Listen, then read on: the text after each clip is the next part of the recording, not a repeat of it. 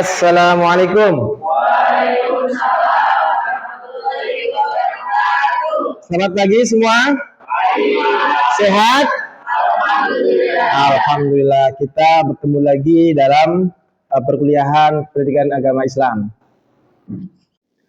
Bismillahirrahmanirrahim. La haula wala quwwata illa billah. Allahumma shalli ala sayyidina Muhammad wa ala alihi wa sahbihi ajma'in, amma ba'du. Alhamdulillah, hari ini kita bertemu lagi dalam mata kuliah pendidikan agama Islam. Insyaallah kita akan membahas beberapa hal tentang materi agama Islam yang akan kita pelajari selama 1 semester ke depan.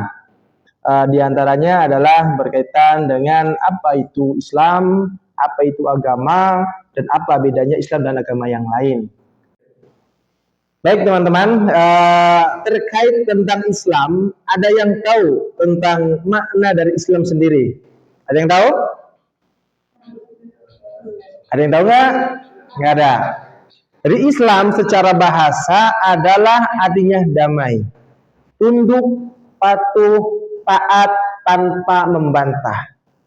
Artinya bahwa Islam itu adalah suatu agama yang rahmatan lil alamin. Seluruh makhluk itu sejatinya semuanya tunduk pada aturan-aturan Allah Subhanahu wa taala. Dalam mata kuliah ini kita juga akan membahas tentang berbagai sumber-sumber ajaran Islam.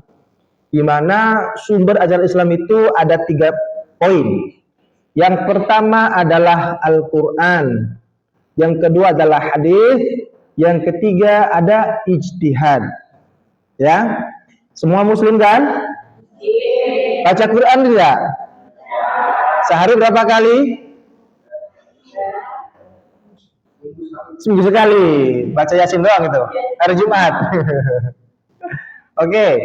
Ya, tahu hadis? Apa itu hadis? Hadis itu adalah perkataan atau perbuatan yang pernah dilakukan oleh Rasulullah SAW, lalu dibuat atau dibuatkan hadis oleh para sahabat-sahabatnya yang pernah melihat bahwa Rasulullah itu pernah melakukan beberapa ajaran tersebut. Oke. Dari segi kualitas, hadis itu terbagi beberapa jenis ya. Pertama ada hadis sahih, hadis yang sangat bagus untuk kita amalkan. Yang kedua hadis yang sifat atau kualitasnya adalah hasan, itu di bawah sahih tapi masih bagus untuk dilaksanakan. Yang ketiga ada hadis dhaif, hadis yang lemah. Yang lemah ya, artinya lemah itu berarti ada sanad atau matan hadis yang bertentangan dengan Al-Quran, atau dari segi sanadnya ada perawi yang dinilai dhaif, lemah hafalannya dan sebagainya. Yang keempat ada hadis maudhu', hadis yang palsu, yang dianggap sebagai hadis padahal itu bukan hadis, gitu ya. Contohnya seperti utlubul ilma walau bisin, tuntutlah ilmu sampai ke negeri Cina, itu bukan hadis Nabi, hadis palsu. Ya. Dan termasuk an-nadhafatu minal iman, itu bukan hadis Nabi, itu adalah qaul ulama, perkataan ulama. Cuman orang-orang, para dai, para ustadz kadang menyampaikan dalam sebuah hadis padahal bukan hadis. Ya. Yang ketiga adalah tentang ijtihad. Ijtihad itu adalah upaya yang sungguh-sungguh untuk menemukan hukum-hukum Islam yang sebelumnya tidak ada dalam Al-Quran maupun hadis. Contohnya adalah bagaimana hukumnya mengkonsumsi narkoba, meminum minuman keras, khamar gitu ya, atau sekarang terkait dengan rokok, haram atau tidak? Karena dalam akun maupun hadis tidak ada dalilnya, kan gitu.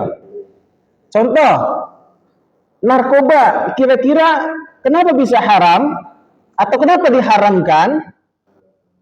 Sementara di Quran hadis memang tidak ada tentang narkoba itu. Nah, makanya ini ijtihad para ulama. Ada yang namanya qiyas. Qiyas itu adalah menganalogikan suatu hukum yang diambil dari Al-Quran maupun hadis. Tapi di sini bukan dalil yang spesifiknya. Jadi di dalam Al-Quran itu diharamkan khamr. Kenapa khamr haram?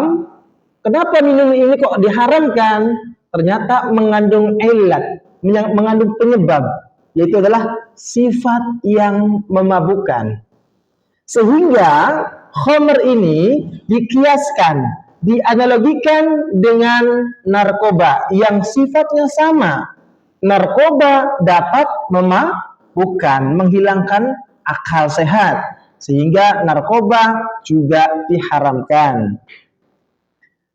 Termasuk di dalam rokok misalnya. Nah, ini masih debatable. Kalau rokok itu ijtihad para ulama, ada yang mengharamkan, ada yang makruh. Gitu ya. Bagi sebagian pendapat, kenapa diharamkan? Karena rokok yang pertama dapat merusak tubuh. Dulu itu di belakang bungkus rokok dapat menyebabkan gangguan janin, serangan jantung, hipertensi dan sebagainya, gitu kan? Sampai sekarang rokok membunuhmu. Intinya ya. Rokok berbahaya sehingga diharamkan oleh sebagian ulama. Sementara ulama yang lain mengatakan ini tidak sampai haram. Ini cukup makruh. Kenapa bisa makruh? Karena ada maslahat di dalam rokok. Apa maslahatnya? Banyak orang yang ketika bekerja tidak merokok, nggak afdol katanya. Gitu ya, nggak bisa mikir dan sebagainya. Sehingga apa? Sehingga rokok menjadi suatu kebutuhan. Gitu ya. Nah, yang penting rokok itu tidak menyebabkan atau mengganggu orang lain. Misalnya tidak merokok di ruang ber-AC, gitu ya. Nah, dan tidak merugikan orang lain. Izin bertanya, kenapa NU sama Muhammadiyah itu kalau mau puasa ataupun Lebaran, kenapa selalu duluan Muhammadiyah? Kenapa nggak bareng aja gitu? Itu aja. Kasih Pak. Oke, yang pertama berkaitan dengan perbedaan Ramadan dan Syawal antara NU Muhammadiyah. Kenapa kok tidak bareng saja gitu ya? Jadi dua ormas ini memiliki dua metode dalam menentukan bulan. Ada metode ru'yah, ada metode hisab. Ketika ada garis muncul bulan sabitnya itu misalnya 2 derajat, itu menurut ulama NU belum masuk hilal ya, belum hilal. Tapi kalau Muhammadiyah sudah 2 derajat sudah masuk hilal, masuk bulan baru. Meskipun berbeda pendapat, itu tetap kita harus bisa saling menghormati satu sama lain. Tidak boleh menyalahkan. Mau tanya Pak, ya. Di lingkungan saya kan ada suatu tanah tuh dipakai untuk wakaf kuburan lah bisa dibilang. Tapi pemilik wakaf itu kan sudah almarhum Pak. Tapi anak-anaknya itu menduitkan itu Pak tanah itu. Jadi menurut Islam itu boleh nggak sih Pak? Oke, yang kedua terkait tentang wakaf ya. Nah, wakaf kuburan. Ada orang yang sudah mewakafkan kuburan. Orang yang sudah mewakafkan kuburan itu seharusnya ahli waris tidak boleh mengotak-atik. Ya. Kenapa? Karena wakaf itu wakaf. Wakaf artinya berhenti. Berhenti dari rasa memiliki. Kalau sudah wakaf, ya sudah milik umat, milik publik bersama. Izin bertanya Pak. Ya. Saya mau nanya mengenai yang tadi Bapak bilang itu bom gereja. Mengenai orang Muslim yang ngebom gereja itu, beritanya di Mojokerto itu udah lama banget, tahun 2000 berapa gitu saya lupa, di Jawa Timur. Pada saat itu perayaan Natal Muslim itu ngebom suatu gereja di Mojokerto. Nah itu banyak banget menewaskan umat Kristiani yang sedang beribadah pada malam Natal itu. meninggal dunia gara-gara ledakan bom itu yang di apa ya? Yang dipimpin sama umat muslim. Nah, eh, sekarang sih udah ketangkep ya katanya orangnya. Nah, itu alasan ditanyakan alasannya kenapa bisa ngebom itu, alasannya karena dia mau membela Islam. Nah, kita sebagai orang yang nggak tahu apa-apa tentang Islam itu mendengar itu kayak merasa kita terpojokan juga dengan agama-agama yang menurut saya itu kita harus berdampingan ya.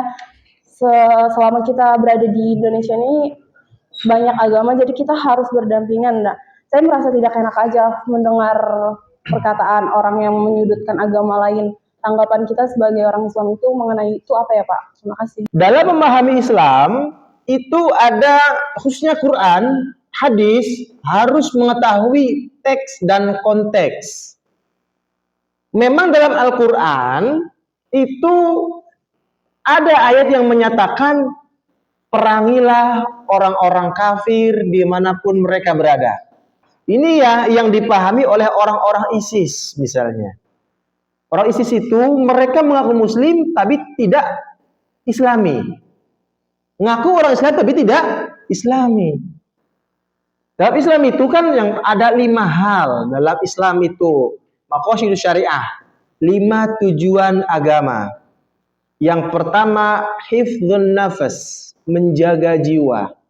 Kita tidak boleh membunuh orang lain. Demikian kuliah hari ini, mudah-mudahan ilmunya bermanfaat dan berkah. Tutup dengan baca hamdalah sama-sama. Alhamdulillahirabbil alamin. Demikian, assalamualaikum warahmatullahi wabarakatuh. Waalaikumsalam warahmatullahi wabarakatuh.